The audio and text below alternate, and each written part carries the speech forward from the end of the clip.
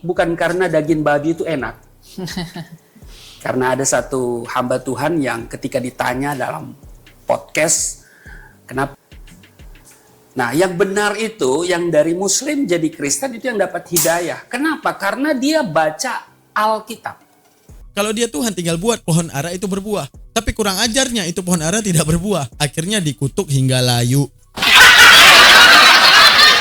Jadi ujung-ujungnya apa? Perkataan sesuatu di luar definisi itu memfitnah sesuatu tersebut.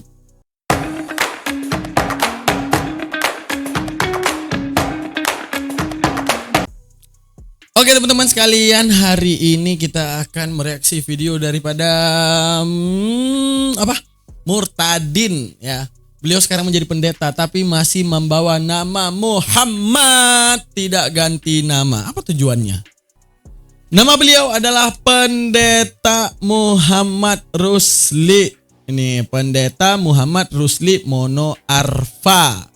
Murtad karena mendapat hidayah. Anjay mabar, keren banget.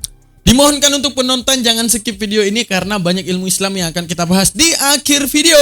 Daripada reaksi kita dan semua asumsi hal-hal konyol yang diceritakan oleh Murtadin ini. Kita akan bahaskan semuanya di dalam channel kita. Apa yang pertama? Apa maksud dia menguatkan namanya? Nah, menguatkan namanya maksudnya gimana Bang Daban? Ya, Elia lupa menyebutkan kata Muhammad. Dia revisi. Tunggu. Nama saya salah. Bentar, nama saya itu ada Muhammadnya. Apa tujuannya? Nah, terus dia bilang dia menyesal. Kenapa? Dia lahir dari keturunan yang poligami. Seakan-akan untuk memframingkan sebenarnya ini poligami ini ajaran yang salah, pasti dibawa oleh rasul yang salah. Nah, ini akan kita jawabkan juga. Yang ketiga, Kristen tidak komitmen statement dia. Nah, dia pernah berpikir dulu pas masih Islam Kristen tidak komitmen. Coba kita bahas kira-kira mereka benar komitmen atau tidak, ya kan? Selanjutnya, Kristen agama yang tidak diridhoi, hanya Islam yang diridhoi. Apakah cuma Islam atau Kristen juga diridhoi atau justru Islam yang tidak diridhoi? Ini yang perlu kita harus bahaskan. Terus kelima, jangan mati sebelum Islam. Nah, kenapa Islam maksa banget? Nah, dia bilang kan di dalam videonya. Kita akan jawabkan kenapa. Jangan mati dulu wala tamutunna illa wa antum muslimun. Kira-kira maksudnya apa? Yang keenam, Kristen suka-suka dia. Dia dulu menduga ya, Bapak itu menduga bahwa kalau di Islam itu suka-suka Tuhan, kalau di Kristen suka-suka manusia. Dia bilang ternyata tidak. Nah, pembuktian kata tidaknya tidak dikeluarin. Mari kita membuktikan kata iyanya. Benar bahwa Kristen itu suka-sukanya dia. Oke? Terus dalam videonya dia bahas beragama ndak boleh setengah-setengah, menunjukkan bahwa dia itu karena udah 100% ndak setengah-setengah Islam, maka saat itu dia pindah Kristen. Menarik, nanti kita bahas. Selanjutnya, daging babi hutan itu enak. Nah, sebenarnya aneh Islam ini karena hal yang enak dilarang. Nanti kita bahas. Di Injil ada petunjuk dan cahaya. Itu yang membuat dia mu'alaf katanya di Al-Maidah 46 karena dia beragama tidak setengah-setengah. Mantap, tepuk tangan. Nah, terus statement dia yang ke-10 dia bercerita bahwa kalau memang kita ingin mencari Isa Al-Masih, tidak ada sumber yang paling akurat, yang paling tepat, yang paling utama selain di Alkitab yang menyebutkan tentang Isa Al-Masih. Oke, simak dalam videonya, kita akan bahaskan segala statement aneh ini. Buat kalian semua jangan lupa subscribe, like, dan komen. Dan juga ada satu amanah teman-teman, kalau kalian merasa penting dalam ilmu saya, ini menjadi peluang yang besar buat kalian semua. Apa? Peluang pahala yang besar, peluang uang yang besar. Apa Bang Daman? Potong setiap video saya, di part saya menjelaskan. Dan kalau itu menjadi ilmu yang bermanfaat buat Anda, potong clipper itu masukkan ke TikTok ataupun platform lainnya. Agar pertama, kalau ilmu ini tersebar luas, antum mendapatkan pahalanya. Oke. Kalau seandainya views antum banyak, ya, penonton antum banyak dan menjadi uang, itu hak antum bukan hak saya. Oh, kalau nanti keingat Bang Daman ini saya udah dapat views yang banyak, saya kasih Bang Daman kopi Nescafe satu ya, enggak apa-apa. Saya enggak berharap.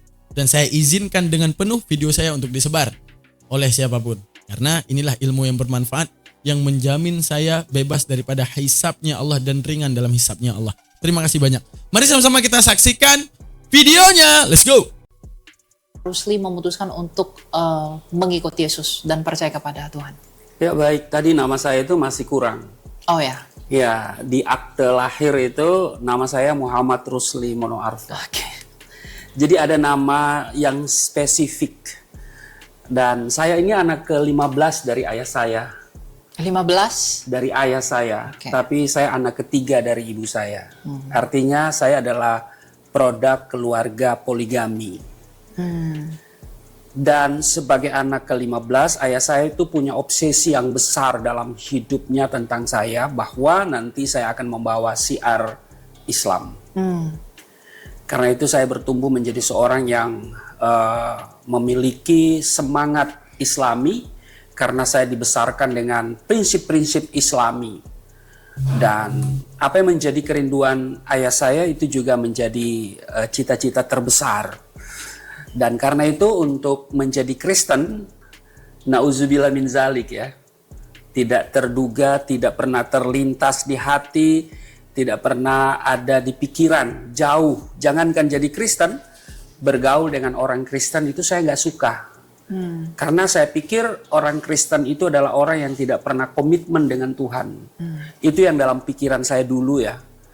Bahwa kalau dibandingkan kehidupan keagamaan orang Kristen dengan kehidupan religius saya merasa saya lebih hebat.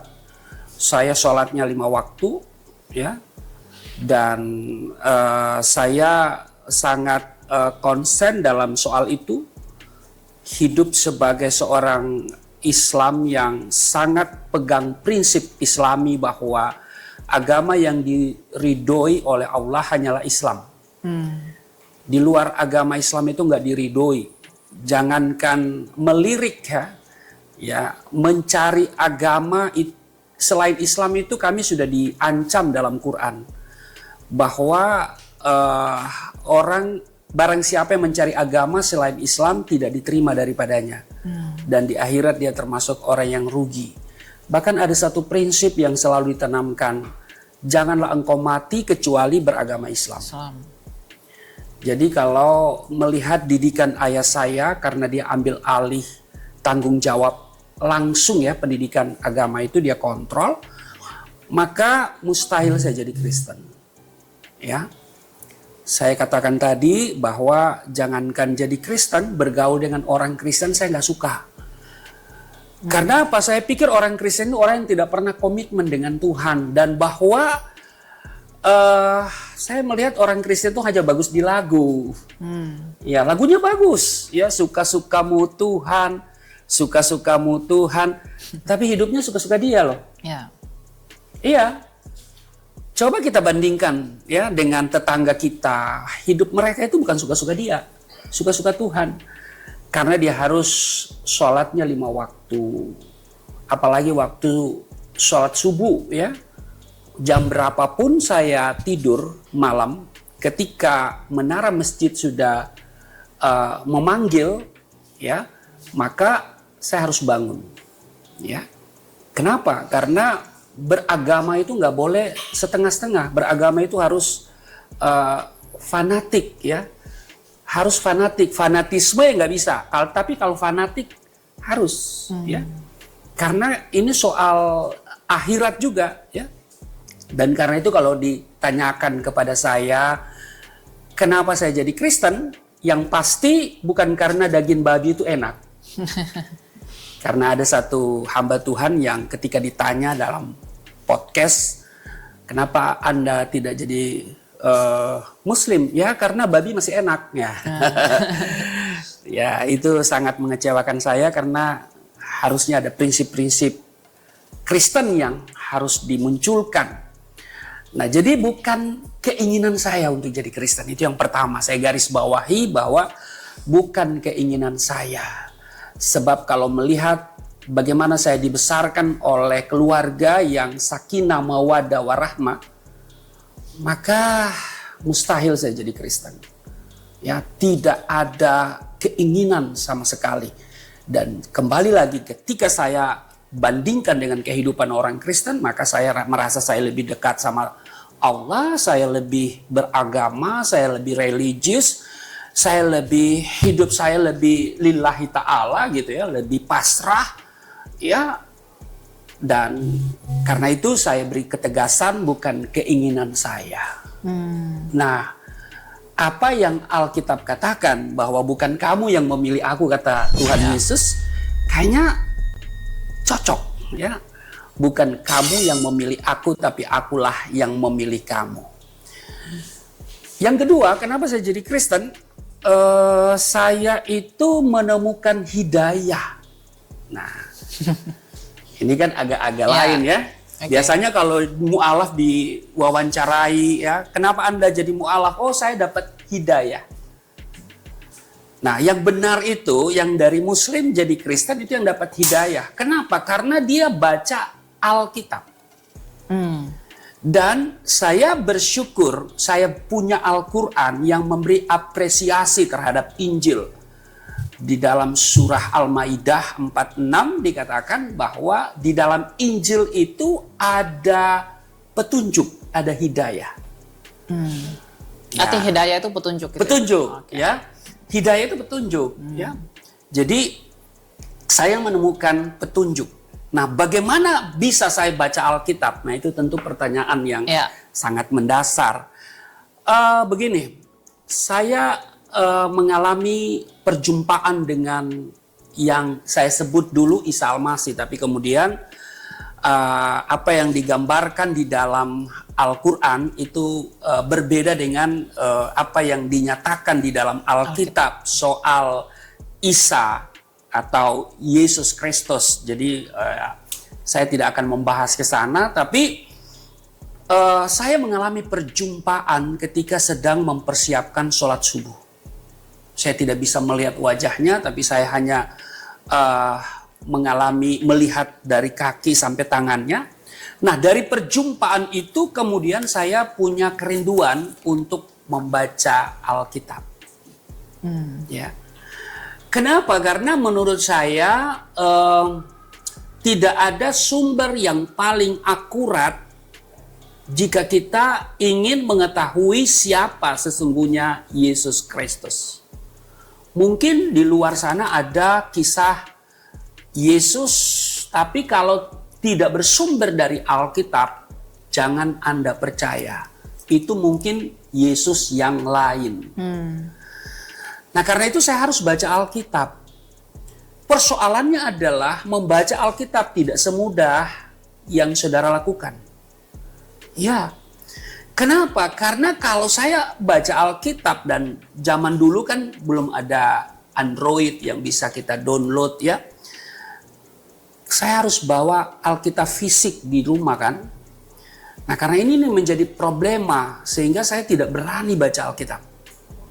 Kapan saya berani baca Alkitab? Saya harus kumpulkan dulu keberanian, cari alasan dulu. Dan salah satu alasan kenapa saya harus membaca Alkitab, ya Al-Maidah 46 itu. Hidayah tadi ya? Ya, di dalam Injil itu ada petunjuk, ada hidayah. Ya. Itu salah satu, sebenarnya ada 3 alasan. Oke, kita bahaskan videonya teman-teman. Seperti janji saya di awal. Pertama, apa maksud dia merevisi tadi namanya? Kalian ingat? Ingat nih maksud yang pertama nih. Dia tadi merevisi omongannya teman-teman. Kan tadi udah kita lihat ya. Di dalam videonya ada perlakuan licik. Apa perlakuan liciknya gini? Dia kan pendeta tuh. Dia pendeta dan murtadin. Elia Myron, dia salah sebutin nama. Karena apa? Tidak menyebutkan Muhammad. Tidak menyebutkan. Seharusnya dia biasa aja dong. Selama nama panggilannya juga tetap dipanggil. Dia enggak bilang gini. Bentar. Sebenarnya nama asli saya itu ada Muhammadnya. Pertanyaan kita, indikasinya atau enggak apa? Jikalau ini divisualisasikan dan disaksikan oleh orang lain, maksudnya seakan-akan saya Islam bernama Muhammad teguh di dalam keimanan Islam saja mendapati kebenaran bukan di Islam tapi di Kristen. Lu kira gua nggak tahu maksud lu?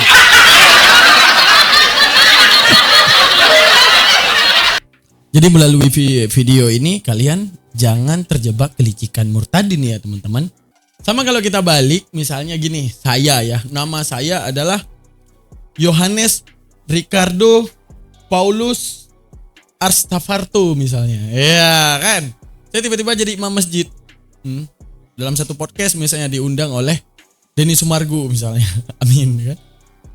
Nama kamu siapa? Ya, alhamdulillah saya Islam dengan nama Daman. Nama aslinya siapa?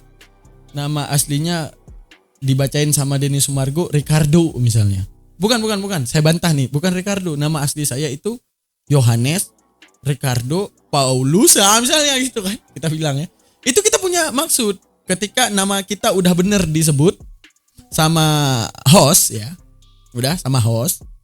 Tapi kita revisi dengan tujuan maksud lain. Apa? Maksud kelicikan. Bahwa aku saja yang udah lahir Kristen punya nama baptis bisa Islam. Nah ini project licik.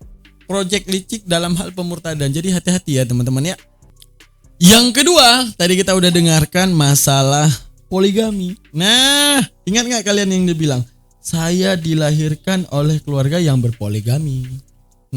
Saat dia menceritakan antara dia posisi anak keberapa tadi, masih ingat? Masih ya?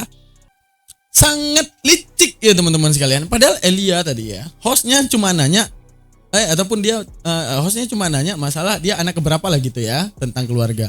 Fungsinya dia kaitkan poligami apa? Dia mau bilang bahwa ini ajarannya rusak. Buktinya saya aja terlahir dari kedua orang tua yang rusak gitu, karena poligami, karena ajaran gak benar dibawa oleh Rasul yang berpoligami gitu maksudnya. Gimana maksudnya? Emang murtadin ini licik banget. Dikira satirnya dia kita bodoh. Islam itu pinter guys, tahu bagaimana satiran tersebut dan mengcounter satiran tersebut. Kalau setiap anak yang lahir daripada poligami dan itu syariat yang salah, Tuhan Yesus itu hal yang paling salah. Yesus orang paling salah. Kenapa? Dia garis keturunannya, ya kalau Bible ya, bukan Al-Quran ya, Bible itu lahir daripada keturunan-keturunan poligami. Bahkan daripada inces-inces. Ya, inces-inces, tahu nggak inces ya? Perkawinan sekandung gitu. Ya, baca lagi Bible Anda. Pertama ada Lot di dalam kitab mereka tuh, yang Lot itu masuk ke dalam sejarah Yesus nantinya. Digambarin inces dengan kedua putrinya. Begitu kejam ya. Di kitab mereka kalian harus tahu teman-teman. Nabi Lut di kitab kita dipandang mulia, di kitab mereka dihinakan. Dihinakan bahwa dia inces dengan anaknya sendiri yang perempuan demi menyambung keturunan. Nah, gitu. Seharusnya ya, kalau memang menolak poligami, dan Yesus itu sendiri menolak poligami ya. Tahu nggak? Maka Yesus harus lahir dari manusia yang nggak punya garis keturunan poligami. Itu baru syarat penolakan. Ini ditolak iya, tapi Tuhannya lahir daripada segala garis keturunan yang berpoligami. Itu lucu. Oke, lanjut biar gak lama. Nah, poin ketiga apa? Dia bilang, menurut saya Kristen itu agama yang tidak komitmen terhadap Tuhannya. Bentar, ini kok gak bisa ini? Oh, ini bisa. Kristen itu agama yang tidak komitmen dengan Tuhannya. Dia bilang berarti kan seakan-akan gini pemikirannya teman-teman ya. Dia mengatakan Kristen tidak komitmen dulunya pas saat dia Islam. Berarti dia berpikir bahwa Kristen ini gak jelas Tuhannya. Satu bilang ini, satu bilang gitu. Ya kan? Berarti sekarang saat dia memilih Kristen, dia baru tahu bahwa ternyata Kristen itu komitmen terhadap Tuhannya. Gimana mau komitmen terhadap Tuhannya? Tuhannya aja masih belum jelas, masih di atas standar Roh Kudus. Maksudnya gimana? Kalian sering ya nonton debat lintas agama antara Oneness dan Tritunggal. Bagi Tritunggal, Tuhan itu 3 dalam 1 nih. Bagi Oneness ya, di satu tubuh Yesus semua ada Bapa di situ, ada Roh Kudus di situ. Bagi Tritunggal pisah 3. Lalu mana yang benar? Yesus ngomong, akulah jalan kebenaran dan hidup, satu dalil. Tapi orang yang pegang dalil itu cerai-berai. Untuk menunjukkan apa? Al-Quran menjelaskan dalam Al-An'am 153, wa anna hadza sirati mustaqima fattabi'uh wa la tattabi'u subula fatafarraqa minkum an sabili. Apa Allah kasih tahu? Ya, seharusnya dia kalau dia memang dulu Islamnya sampai totalitas, pasti dia tahu saat dia membaca Al-An'am 153. Katanya rajin baca Al-Quran. Masa Al-An'am 153 dia nggak tahu? Ketawain dulu. Saya dulu rajin baca Al-Quran dan semuanya. Al-An'am 153 nggak tahu? Al-An'am 153 menceritakan ini jalanku yang lurus. Ya, ketika Rasulullah mengatakan ini jalanku yang lurus. Wala tattabi'u. Nah, di sini seharusnya kalau dia Islam dia tahu. Bukti bahwa ajaran bukan lurus bukan lurus saat orang di dalamnya bercerai-berai tentang Tuhannya. Wala tatabi'u subula fatafarraqa minkum an sabilih. Jangan kau ikut jalan-jalan yang akan mencerai-beraikanmu.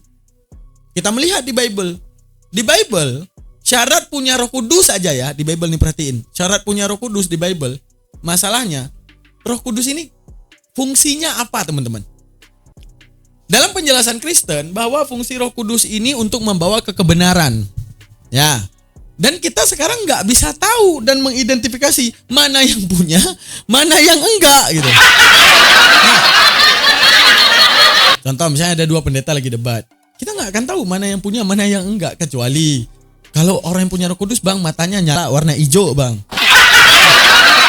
Nah, ini kita baru tahu, oh ternyata standar kebenaran mereka dirasuki Roh Kudus gitu, dibimbing Roh Kudus. Sedangkan kalau kita melihat Bible, syarat punya Roh Kudus apa Bible? Mana dia? Saya gedein dulu. Nah, syarat punya Roh Kudus adalah bahwa tidak ada seorang pun yang berkata oleh Roh Allah dapat berkata terkutuk oleh Yesus, dan tidak ada seorang pun yang dapat mengaku Yesus adalah Tuhan selain oleh Roh Kudus.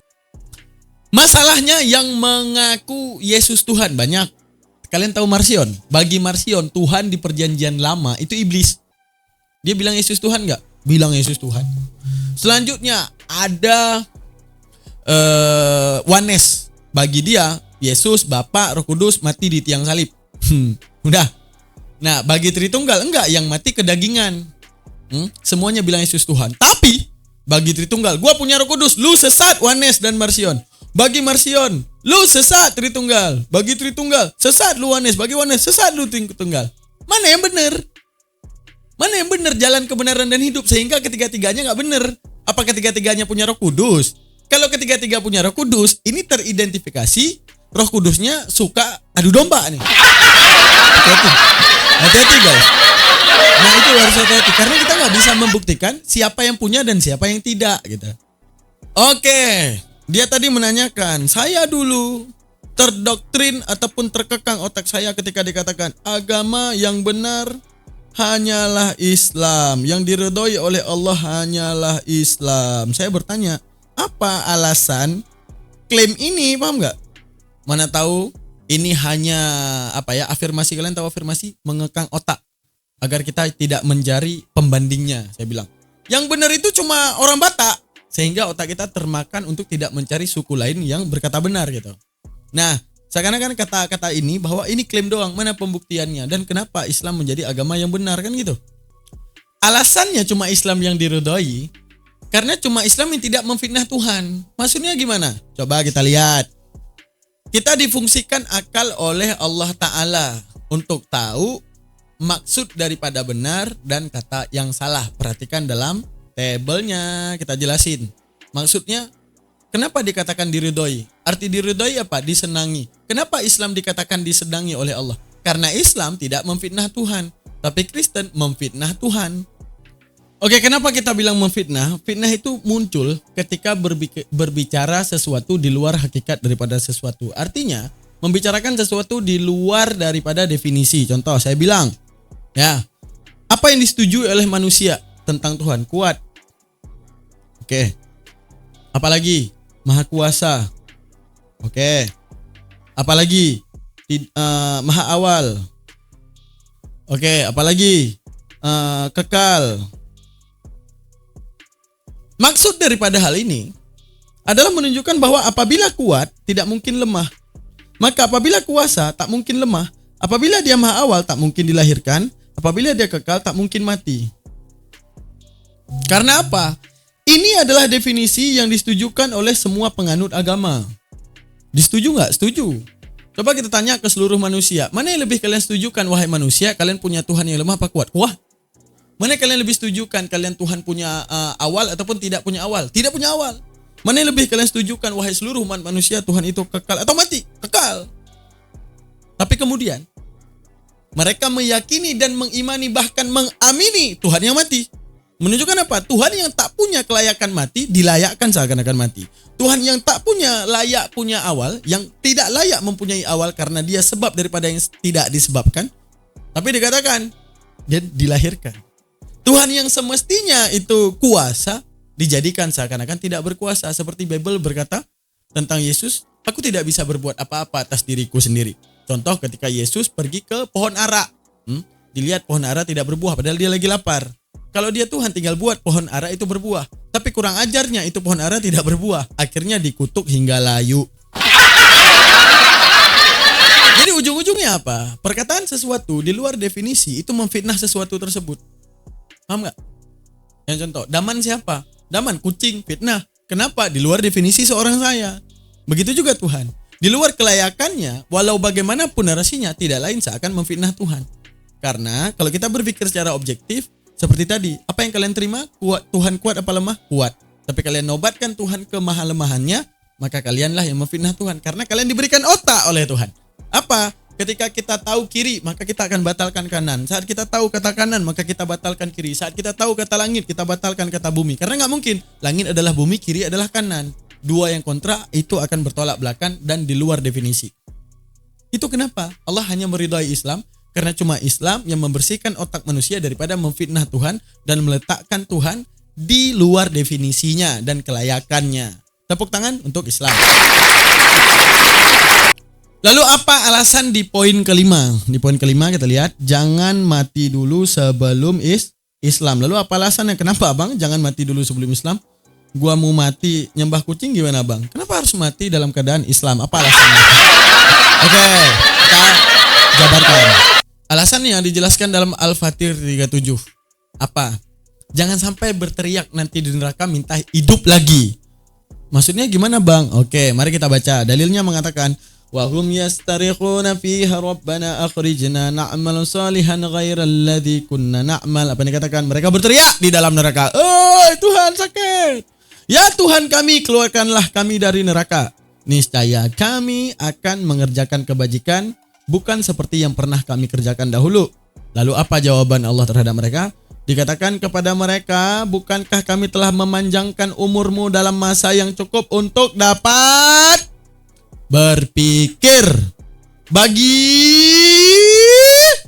yang mau berpikir. Nah, ini sentilannya terlalu teramat sangat kuat dari Allah Ta'ala. Menjadi alasan kenapa kita harus mati dalam keadaan Islam.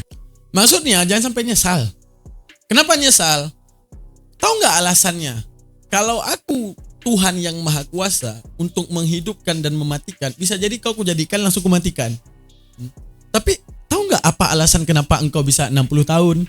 Tahu nggak alasannya engkau bisa 80 tahun? Tahu nggak alasannya kenapa engkau bisa 50 tahun? Allah seakan-akan memberitahukan, pakai dulu otak. Apa pakai dulu otak? Mungkin saat kamu menyembah segala sesuatu yang bukanku, oke, kupanjangkan umurmu. Pikirkan lagi, carikan lagi, apa yang paling layak untuk kau sembah? Oh, saat ini kau nyembah manusia. Oke, umurmu ku tambah lagi nih ya. Coba cari, pantas nggak kamu nyembah manusia? Ya, pantas-pantas aja orang Tuhan mau jadi manusia. Dari mana kok kamu tahu Tuhan maunya itu? Kalau seandainya Tuhan nggak mau itu, akan tetapi itu hanya khayalan orang terdahulu ya, yang mereka maukan seakan-akan Tuhan mau seperti itu, padahal Tuhan nggak pernah bilang dia mau seperti itu. Apa jaminannya? Nggak bisa jawab kan? Untuk menunjukkan apa? Allah cuma bilang pakai otak. Bangun dulu definisi. Kamu akan tahu kangkung kalau kamu tahu definisi kangkung. Kalau kamu nggak tahu definisi kangkung, kamu bebas berkata apapun terhadap kangkung. Contoh, kita kangkung nggak tahu apa. Kita bilang kangkung itu kucing, benar. Kangkung itu biawak, benar. Kangkung itu matahari, benar. Kenapa? Nggak tahu definisi, tapi kita tahu kelayakan kangkung. Apa kelayakan kangkung? Dia pasti tanaman Bang, siap. Dia pasti tumbuhan Bang, iya. Dia pasti punya daun, iya. Dia pasti punya ruas, iya. Dia pasti sayuran, iya. Saat kita tahu kelayakan itu, maka itulah yang membuat otak kita tidak berpikir hal-hal yang lain tentang kangkung. Begitu juga kenapa alasan jangan mati dulu sebelum Islam.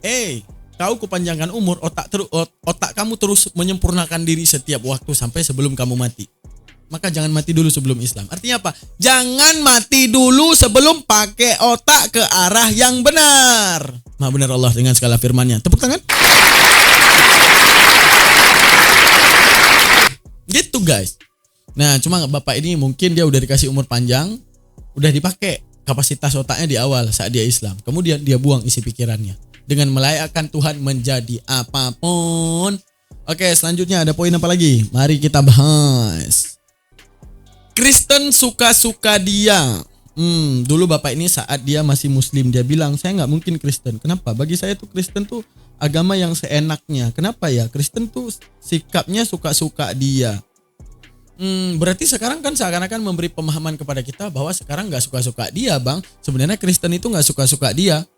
Betul. Gini, kalau ada ancaman, adanya siksaan ataupun adanya ganjaran daripada sesuatu, itu tujuannya apa, teman-teman? Biasanya ganjaran diberikan untuk membuat kita takut agar tidak melakukan, sehingga kita tidak seenaknya. Tapi kalau kita dijaminkan tanpa ancaman, apa? Kalian udah nggak berdosa lagi. Karena apa? Udah ditebus. Itu biasanya membuat, ini gua bunuh apa enggak? Oh iya, gua benci sama dia. Lah gua udah ditebus. Hajar aja gitu biasanya ya. Tapi kalau di Islam, Masya Allah, di Islam mengingatkan tentang neraka, bagaimana siksaannya. Jangan salah ngambil sikap karena neraka menantimu. Itulah yang membuat kita takut terhadap siksa Tuhan.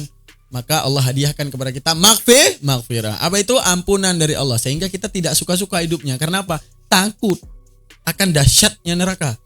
Tapi kepada orang yang dikatakan dosanya sudah suci, sudah ditebus.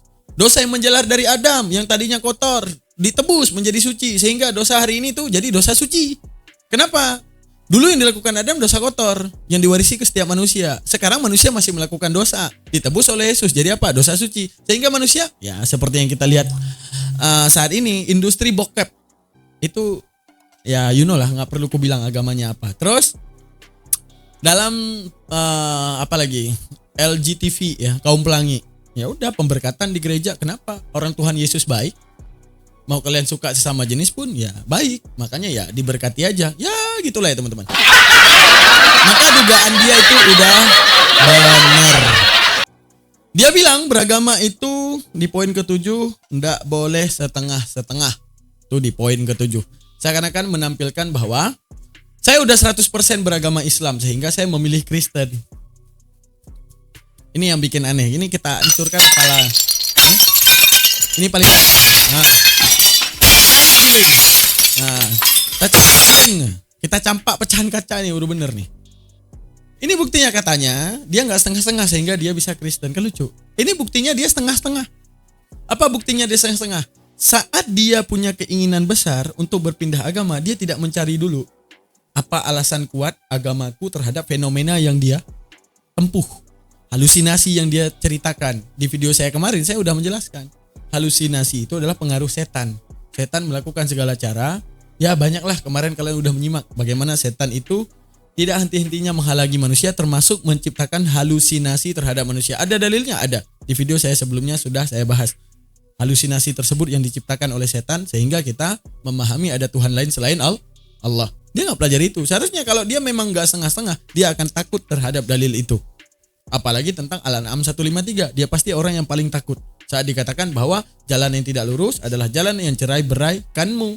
Maka dia lihat Kristen bercerai-berai. Oh ini kata Al-Quran. Apa kata Al-Quran? Yang tercerai-berai bukan jalan lurus. Nah ini yang membuat seharusnya dia tidak berpindah. Berarti setengah-setengah nggak dia? Setengah-setengah. Terus berbicara tentang setengah-setengah, dia bilang, saya berpindah agama bukan karena daging babi itu enak. Karena banyak orang yang gak mau mualah mengatakan karena daging babi masih terlalu enak katanya.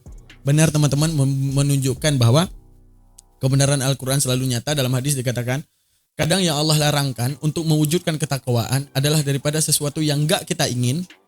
Dan yang dilarang selalunya dari sesuatu yang kita suka. Kayak contoh, apa yang dilarang? Zina. Zina itu hal yang enak. Jujur, setuju gak? Setuju, saya setuju.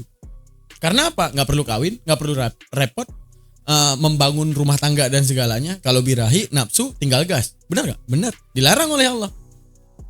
Sekarang gini, kita main jujur-jujuran. Mana yang lebih kalian suka? Zina dihalalkan ataupun zina diharamkan? Kalau kita merujuk kepada manusiawi yang punya birahi dan nafsu, kita akan lebih menyetujui bahwa zina dihalalkan. Akan tetapi Allah bilang, ini menjadi larangan terhadapmu. Walaupun enak.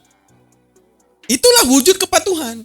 Bagaimana kita akan dikatakan patuh terhadap Tuhan jikalau tidak ada perintah dan larangan? Saya bilang, patuh terhadap lalu lintas. Perhatikan dalam pack of table. Kita bangun tabelnya bahwa coba kalian perhatikan lalu lintas teman-teman. Kalian bisa lihat di lalu lintas Baru dikatakan tunduk dan patuh terhadap lalu lintas apabila apa? Ada perintah, ada larangan. Sekarang gini, saya kasih contoh. Apabila ada seseorang yang menggunakan helm tapi tidak ada perintah, dia pakai helm nih. Dia pakai helm tapi nggak ada perintah, apakah dia akan dikatakan sebagai orang yang patuh? Tidak. Baru dikatakan patuh apabila perintah tersebut dilaksanakan setelah adanya perintah. Kalau nggak ada perintah bukan patuh namanya. Sekarang baru dikatakan tunduk dan patuh terhadap lalu lintas apabila ada larangan. Jangan terobos lampu merah. Dengan adanya kata jangan itu menunjukkan kata patuh. Begitu juga Tuhan. Maka Tuhan itu mewujudkan perintah yang harus ditaati meskipun kita tidak ingin. Dan Tuhan mewujudkan larangannya meskipun kita mau. Tujuannya apa? Menguji kepatuhan. Karena tanpa adanya perintah dan larangan, itulah yang menunjukkan bahwa kita ini adalah orang yang tidak patuh. Yang dinamakan patuh karena ada perintah dan larangan masalahnya. Dan itu standar manusia berpikir. Berbicara tentang babi enak, benar? Benar. Apa dikatakan? Bahwa banyak daripada pendapat Kristen-Kristen bahkan murtadin mengatakan, wah nyesal banget nggak murtad. Padahal binatang seenak ini kalian nggak pernah coba. Wah alangkah malang nasib kalian. Iya. Tapi Al-Quran, adakah fenomena itu dijawab oleh Islam? Dijawab. Bahwa selalunya yang dilarang oleh Allah sesuatu yang enak. Berarti Allah udah bilang bahwa babi itu enak. Tapi sengaja kularang. Patuh atau tidak kamu akan aku. Itu yang sedang diuji. Kepatuhan manusia terhadap Tuhannya. Diwujudkan dengan ada perintah dan larangan. Tepuk tangan untuk Islam sebagai hamba yang patuh. Akan tetapi Kristen, kalian boleh buka di Yesaya 66:17. Apa yang dikatakan dalam Yesaya 66:17 bahwa pemakan daging babi akan dilenyapkan. Tapi karena ingin melanggar perintah Tuhan, oh enggak, itu perjanjian lama. Itu udah ditebus Yesus, sekarang boleh makan babi. Lalu bagaimana kepatuhan tersebut jikalau kalian langgar sesuatu yang bahkan ingin dibinasakan oleh Tuhan? Berarti ya bisa disimpulkan ya umat tidak patuh, ya kan? Tepuk tangan. Artinya menghalalkan segala cara, mewujudkan dalil-dalil agar bisa membantah segala yang diperintah Tuhan dan dilarang Tuhan. Oke, kita masuk lagi poin selanjutnya. Dia bilang ke kita bahwa dia memilih Kristen karena dia seperti yang tadi dia katakan bahwa beriman itu kan dia bilang tadi beriman tuh nggak boleh setengah-setengah. Nah sehingga saat keimanan dia itu tidak setengah-setengah, dia tahu bahwa ya Al-Quran itu sebenarnya mengatakan hal yang benar terhadap Injil dan Taurat. Nah sehingga dia mendapat hidayah, artinya hidayah masuk Kristen karena Al-Maidah 46 kata dia. Di mana di dalam Al-Maidah ayat 46 ya katanya beriman enggak setengah-setengah. Oke. Apa yang disebutkan dalam Al-Maidah 46 bahwa di Injil dan Taurat ada petunjuk dan cahaya. Lalu dia memikirkan, petunjuk berarti petunjuk buat nyembah Yesus. Setelah dia membaca Bible yang teridentifikasi menurut dia adalah Injil padahal bukan. Kita bahas Al-Maidah ayat 46. Oke, di dalam Al-Maidah ayat 46 apa dikatakan? Ini yang membuat dia murtad. Apa? Dan kami sambungkan di atas jejak-jejak mereka itu dengan kelahiran Isa ibnu Maryam, musaddiqan yang membenarkan. Nah, bagi dia arti membenarkan di sini adalah bahwa kitab-kitab yang ada di tangan mereka yaitu Injil dan Taurat udah benar. Paham maksudnya? Bagi dia kata-kata ini berbicara bahwa kitab yang turun di belakang itu kitab-kitab yang benar. Karena di sini dalam terjemahan mengatakan membenarkan kitab-kitab terdahulu. Kata-kata membenarkan itu dalam bahasa Indonesia saja memiliki dua pemaknaan. Arti membenarkan itu bisa gini, iya kitab terdahulu benar. Atau ada hal yang harus dibenarkan. Arti membenarkan, paham gak? Saya datang untuk membenarkan rumah Anda, berarti ada yang salah dari rumah tersebut. Itu aja gak bisa mikir, aduh sakit kepala aku. Dari mana pembuktian bang? Jadi ayat tersebut berbicara apa? Berbicara membenarkan, seperti kata-kata membenarkan rumah Anda, menunjukkan apa? Ada kesalahan di sana. Dari mana pembuktiannya bang? Dari gramatikal bahasa. Tepuk tangan buat bang Damai. Kenapa? Karena kita akan membuktikan secara gramatikal benar ataupun tidak. Oke, perhatikan back of table-nya. Kita buktikan kata-katanya. Jangan nanti kita bohong. Perhatikan kata-kata musaddiqan. Nah, di sini ada tasdid. Tasdid ini untuk maksud apa? Dalam ilmu saraf, kalimat yang dilebihkan daripada 3 huruf. Ya, kalimat yang dilebihkan daripada 3 huruf itu memiliki makna yang berbeda. Dalam bahasa kita disebut dengan imbuhan. Dalam bahasa Arab disebut dengan mazid. Nah, ini dia nggak tahu. Detik dia nggak tahu ini, ya wajar dia bodoh karena tidak paham. Maksudnya bagaimana? Oke, kita bedah baru kita masuk ke dalam artinya. Maksud musaddikan ini apa? Oke, perhatikan teman-teman. Nah, di sini maksudnya bahwa kita gambarkan dulu. Perhatikan secara gramatikal, bahasa Arab itu punya bahasa baku, bukan bahasa baku ya. Maksudnya punya huruf asli itu terletak 3 huruf. Terdiri dari 3 huruf asli. Maka jikalau lebih daripada huruf asli ini kalau lebih dari huruf asli, ya ada 1 huruf jadi 4 misalnya, maka ini masuknya kepada makna yang berbeda. Maksudnya bagaimana? Gini, kita masuk ke ilmu bahasa Indonesia dulu. Kata-kata pukul, ini adalah kata dasar dalam bahasa Indonesia, pukul. Kata-kata pukul ini dengan kata dimasukkan imbuhan dipukul, beda. Bercerita tentang korban. Pemukul dimasuki kata pem. Kita paham bahwa ini pelaku. Pemukulan berarti tentang kejadian, itu bahasa Indonesia. Nah, itu secara bahasa Indonesia. Bahasa Arab ada nggak bang? Ada, dinamakan dengan mazid. Nah, itu arti mazid. Untuk menunjukkan ada pemaknaan yang berbeda. Perhatikan. Nah, kata-kata baku dalam bahasa Arab itu selalunya terdiri daripada 3 huruf. Oke, dari 3 huruf. Kalau ada yang lebih daripada kata-kata yang 3, berarti ada maksud yang berbeda. Dinamakan dengan kaidah ziyadatul bina tadullu ala ziyadatul makna. Adanya lebih huruf maka ada makna yang berbeda. Oke, perhatikan kata-kata ini. Ghallaka dengan aghlaka. Apa bedanya bang? Dalam bahasa Arab ini imbuhan kalau udah dilebihkan daripada 3 huruf. Kata-kata ghallaka ditandai dengan tasdid, ada lam yang double. Tanda daripada tasdid berarti ada huruf double. Berarti di sini ada 4 huruf. Aghlaka dilebihkan 1 huruf. Bedanya apa? Dalam bahasa Indonesia ini artinya kunci. Nah, ghallaka bercerita aku telah mengunci pintu. Ini 1 pintu doang terpaham. Kalau kata-kata aghlaka ini maksudnya muta'addi. Maksudnya apa? Adanya pemaksaan untuk tutup pintu. Saya bilang, ya, pemaksaan untuk tutup pintu kayak orang saya pegang tangan untuk kunci pintu tersebut. Nah, itu kalau disebutkan kejadian pakai aghlaka. Nah, ini yang penting, ghallaka. Ini berbicara saya telah mengunci banyak pintu. Jadi beda kata-kata ini dengan kata-kata ini disebut dengan makam taksir. Apa makam taksir? Untuk menunjukkan maksud yang banyak. Taksir, maksud yang banyak. Artinya apa? Kalau saya ngomong ghalaka daman baba, daman mengunci pintu. Berapa pintu? 1 kalau ghalaka. Tapi kalau saya bilang ghallaka, nah ini bercerita tentang saya mengunci banyak pintu. Tepuk tangan buat Bang Daman. Oke. Nah, di musaddikan sama diambil daripada kata-kata soddaka yang ada tasdid di tengah. Apa maksudnya? Taksir, ada banyak. Menceritakan tentang kejadian yang banyak. Berarti musaddikan bercerita tentang saddaka yusaddiku tasdikan fahuwa musaddiko. Nah ini musaddikan nih. Bercerita tentang ada banyak yang harus dibenarkan di kitab terdahulu. Makanya Nabi Isa dilanjutkan titahnya sebagai seorang rasul setelahnya. Karena misinya ada banyak yang harus dibenarkan. Bukan berkata Injil dan Taurat itu benar. Tepuk tangan buat Islam dan Bang Daman. Oke.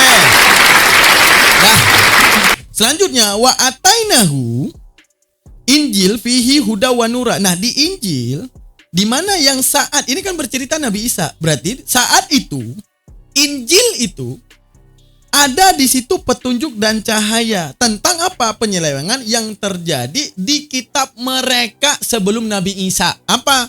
Kitab Taurat. Terpahamlah bahwa di dalam Islam menjelaskan Allah tidak semena-mena menurunkan rasul. Turun rasul itu punya maksud. Apabila tidak ada penyelewengan dalam ajarannya, maka Allah tidak akan turunkan rasul. Andaikan Islam diselewengkan, pasti ada rasul selanjutnya. Tapi Allah berani mengatakan bahwa Rasulullah penutup. Kenapa? Karena memang ini ajaran nggak akan diselewengkan. Ketika ajaran Musa diselewengkan, siapa yang diutus? Apakah Nabi Muhammad? Tidak. Siapa? Nabi Isa. Dan Allah bilang, saat Nabi Isa itu turun, itu Injil yang dia bawa adalah Injil yang punya petunjuk dan cahaya. Tapi detik datang Nabi Muhammad berarti punya alasan apa? Bahwa adanya penyelewengan dalam Injil dan Taurat. Nah, terus indikasinya langsung disebutkan di dalam ayat tersebut. Apa dikatakan? Lima baina yadehi minat taurati wa hudan wa mau'idatan lil lil muttaqin. Di sini disebutkan lagi wa musaddiqan. Apa musaddiqan? Banyak hal yang harus dibenarkan oleh Isa daripada kitab Taurat. Berarti menunjukkan apa? Ketika Al-Quran mengatakan di Injil ada petunjuk dan cahaya, benar. Tapi kapan? Di sini ada Isa, saat Nabi Isa datang. Nah, itu udah secara gramatikal apa lagi? Berarti menunjukkan wajar dia murtad karena kebodohan. Dia bilang sumber terakurat untuk mewartakan dan memberitahukan agar kita ingin mengenal Isa tidak lain yang bisa kita dapati selain sumbernya dari Alkitab doang. Benarkah? Benarkah? Sekarang gini, saya tunjukkan. Apakah dalam literasi Yahudi menceritakan anaknya Maria? Benar. Apakah literasi Al-Quran menceritakan anak Maria? Benar. Apakah literasi tentang Kristen menceritakan tentang anaknya Maria? Benar. Semuanya bersatu masalah anak Maria. Masalahnya, kenapa yang tengah yang Anda pilih kan nggak konsisten? Apanya? Duluan Yahudi, baru Kristen, baru Islam. Seharusnya literasi paling awal dong. Apa literasi paling awal? Yahudi. Literasi Yahudi paling awal terhadap Yesus, siapa Yesus? Penyesat. Siapa Yesus? Anak zina. Siapa Yesus? Anak haram. Siapa Yesus? Penyembah berhala dalam Talmud. Coba kalian lihat literasi Yahudi tentang Yesus. Mereka mengatakan, ya jangan kau percaya Yesus ini penyesat. Dia menyetarakan dirinya dengan Tuhan. Itu pendapat daripada Yahudi. Lah kenapa gak Kristen, Pak? Aneh. Sumber yang akurat kalau kita masuk ke otak bodohnya kita, yaitu yang paling awal dong. Orang sebelum pas Yesus kecil, siapa yang menyaksikan Yesus? Apakah muridnya? Tidaklah. Siapa yang menyaksikan? Orang Yahudi. Yang Yesus belum mengatakan tentang perjanjian baru misalnya. Siapa yang harus dipercaya? Yahudi. Berarti tidak konsisten mencari kebenaran. Ketawain dulu. Udah. Akan tetapi itulah Al-Quran mengajarkan bahwa kebenaran tidak melihat waktu. Tidak lain daripada kedatangan Al-Quran adalah sebagai bentuk revisi, bentuk klarifikasi daripada para rasul. Contoh, dalam kitab mereka Nabi Nuh difitnah. Al-Quran mengatakan bahwa Yahudi dan Nasrani suka memfitnah para rasul. Terjadi. Itu maksud Al-Quran. Di Injil punya petunjuk dan cahaya dari maksud Al-Quran. Di Injil dan Taurat itu punya petunjuk dan cahaya dari maksud Al-Quran. Al-Quran mengatakan mereka suka memfitnah para rasul. Kita buka kitab mereka. Nabi Nuh dalam kitab mereka. Kenapa? Nabi Nuh minum mabok. Siap Nabi Nuh mabok. Itu datang anaknya Ham. Mengkebiri biji leper. Biji leper tuh. Biji peluru tuh yang 2 biji tuh. Ya, biji leper bapaknya yang lagi sedang telanjang. Lot berzina dengan kedua anaknya. Daud membunuh 200 orang Palestina demi kulit nonotnya. Kan cerita-cerita aneh. Al-Quran datang dengan segala kisah-kisah terbaik daripada utusan-utusan yang pernah diutus Tuhan, yang pernah difitnah. Menunjukkan apa? Maksudnya petunjuk dan cahaya. Petunjuk daripada maksud daripada Al-Quran. Setelah kita buka, terjadi. Pas dikatakan bahwa Yahudi itu suka membunuh utusan Tuhan. Kalau nggak bisa mereka fitnah. Terjadi. Kita buka kitab mereka. Wow, begitu banyak. Dicarikan alasan untuk pembunuhan Yesus. Tipu daya Yahudi di dalam Matius 26 ayat 3. Maka maha benar Allah dengan segala firman-Nya. Oke, teman-teman sekalian, sudah selesai, kita udah bahas semua poin penting. Semoga menjadi ilmu yang terbaik buat kalian. Dan juga teman-teman jangan lupa ya, jadi clipper video saya. Nggak usah pikirin views Anda banyak, lebih banyak dari saya. Upload di TikTok, potong di segmen pentingnya agar ilmu ini bisa tersalurkan dengan baik. Ya, agar menjadi mau'idah dan juga pelajaran bagi awam yang belum ketahui tentang ilmu-ilmu ini. Dan apabila viewsnya banyak dan Anda memperoleh rezeki dari situ, saya ikhlas dan saya izin. Oke? Yang paling penting sebarkan dakwah ini. Itu yang paling saya pentingkan. Terima kasih banyak. Saya Daman Huri. Hadanallahu wa iyyakum ajma'in. Tetaplah wala tamutunna illa wa antum muslimun. Jangan mati dulu sebelum Islam. Assalamualaikum warahmatullahi taala wabarakatuh. Bye.